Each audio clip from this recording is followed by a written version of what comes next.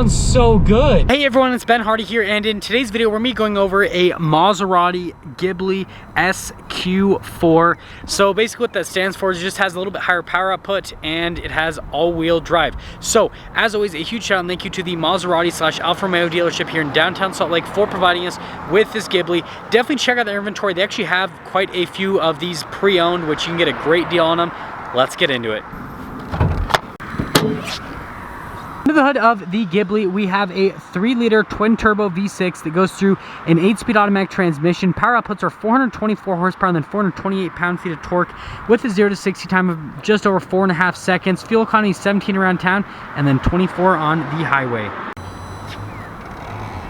Let's go over the front end on the Ghibli. So you can see that we've got the projector lights there at the front, super long hood on the front end side of things as well. It's pretty crazy. You got the little Trident emblem there at the front, and there's parking sensors all along the front as well. And again, it's just kind of like that distinctive Maserati look where it just has this like nice aggressive but then also like elegant look. Coming around the side here, we've got two 45mm tires on 19-inch rims, and one of the cool things, you can get colored brake calipers. Now this one, they went for a really dark color so they don't stand out that much, but if you did like a red or something like that, then that would stand out a lot more. And then you've got the venting on the side here of the Ghibli as well. And here's kind of like a side look, and there's actually another Ghibli right over there that's finished in black, so I just want to show you guys kind of like the look of that so you guys can get another look. So you can see the venting on this is a little bit different. This one's a Gran Lusso, so it does look a little bit different appearance wise, but just so you guys can see like all the proportions. That one actually has black brake calipers. And yeah, that's the side on that one at least. Here's the key fob on the Ghibli. You have pretty simple functionality on it. You've got your unlock, the lock, remote start, and then the release for the trunk. And then you got the Trident logo on the back. We'll do the remote start first, and you guys will hear that 3-liter V6.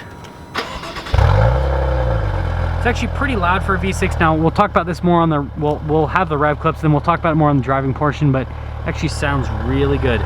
Now coming around to the side here, we're looking at the door panel in the back. So you've got kind of like the wood trim here, it is kind of like texture, and then you got all of the padding there on the door panel itself. And this one has the lighter colored interior. So there's kind of what the interior looks like on the Ghibli. Now this seat is a little bit further forward than what I'd sit. That one is actually kind of closer to where I'd sit. So you guys can see legroom when you have the seat really far back is cramped, but legroom in general is not the best in the back of the Ghibli. And then notice you've got your vents back there, and then you've got the little kind of like whole cup holder situation here. So you press those are the cup holders. Got a couple little charging ports, USB and a 12 volt, and yeah, that's pretty much all for the back.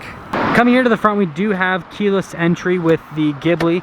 Now opening up and looking at the door panel here at the front, looks pretty much identical to what's in the rear. The mirrors actually are power folding, so you just press that little button and that'll fold the mirrors in. And then if you press it again, then, well, it'll fold them back out. Now, here are the seats in the front, and they're that same kind of cream color with the interior on the seats. The bolsters on them are actually really nice as well. Adjustments are on the side of the seat, and then you've got the pedal layout right there, which has the Maserati logo on it. Really nice little touch. Controls for the lights, engine stop start buttons on that side, and then look how big these paddles are. They're so awesome.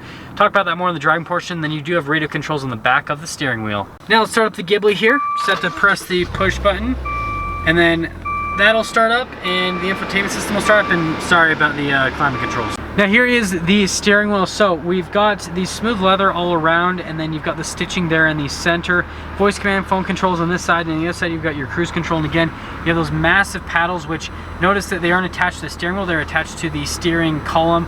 So again, pretty cool little look with all of that. Now here is the little center stack. So you can see that Maserati keeps things pretty analog. You've got RPMs over on the right side. On the left side, you got the speed.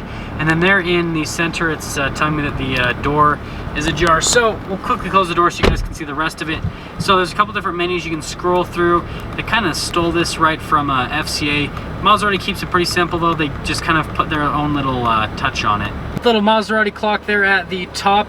Now we'll quickly go over the infotainment system. So if we just pop it into reverse, if I can get it into reverse, there we go. You guys can see the backup camera on it, and you do have the mirrors that'll also tilt. It's beeping at me because the door is open. And with the rest of the infotainment system on it, they kind of, again, just kind of took this from FCA. One thing that I thought was pretty cool is they do have the rear sunshade that you could pop up, and it pops up really quickly. Like, you press it and it happens pretty much instantaneously. But yeah, that's the whole infotainment system setup. So we've got our analog climate controls down there. It is a dual zone climate. And then under here we have a couple of cup holders, little parking brake right there, and then a shifter for the 8-speed automatic, the drive modes, which are pretty neat. Now the most important, you got the little ice mode, which is pretty cool, but then the sport mode, that actually opens up the valves. You guys will hear that. I'll do that a bunch of times when we go to the exhaust clip. Now we've got the little center console here. These both pop open, and there's quite a bit of storage space in there, and then a cup holder. And then coming over to the glove box, that is all lined with felts, pretty big space, got the owner's manual in there, and that's all for that. Now I've got the universal garage door openers and the sunroof at the top here. It is a really soft touch headliner, so definitely a nice feature on that, and it's everything for up top. Well, let's quickly get into pricing before we set off. So the pricing on the Ghibli can actually vary quite a bit depending on the options that the specific car has and all that. So I mean, if you get the SQ4, you literally can be anywhere from somewhere in like the $70,000 range, and you can spec it all the way up to over $90,000. Just depends on kind of how many options you're adding to the car. But that all being said, let's take this Ghibli out and see how she drives.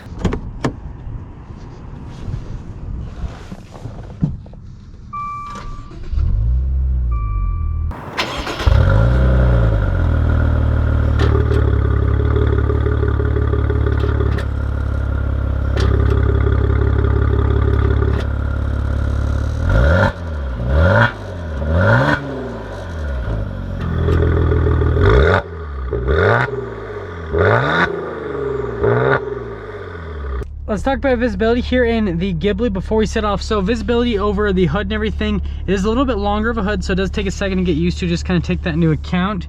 There's your visibility through both of the mirrors, and then here's your visibility all throughout the rear, which, I mean, visibility in general is just all really solid. So that all being said, let's set off. We are setting off here in the Maserati Ghibli, and something that I did forget to mention earlier is the fact that these pre-owned right now are so cheap for like how expensive the car was brand new, that like this is like one of those like luxury car values. It's ridiculous. Like you could get pretty much, like I looked online before I did this video, you could get like a 2015, 2016 with pretty relatively low miles, right? Under 50,000 miles or less, and under 30 grand easy.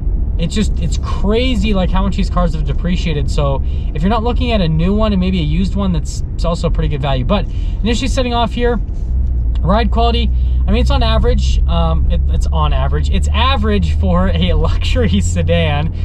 And in terms of the noise that comes through, I'd say it's pretty well insulated. It's a little bit above average for a luxury sedan. So you got ride quality that's average, and you've got road noise that's a little bit above average for insulation. So good so far on that. In terms of the power, just like going up, I mean, it's good. Like it has a lot of low end torque. It just gets up and moves, and I'm excited to see how this kind of accelerates. And speaking of that, we are gonna pop it in the sport mode.